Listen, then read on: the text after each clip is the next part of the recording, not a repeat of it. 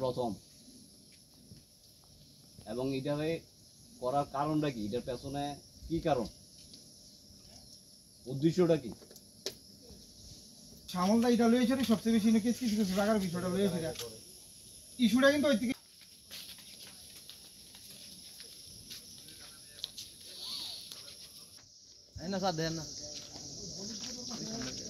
যে ঘটনাটা আজকে মানে সকালে যখন আমি মর্নিং ওয়াক করতাম যাইতেছিলাম তখন আমার বাড়ির সামনে একটা গো মাথা পাওয়া গেছে আর কি।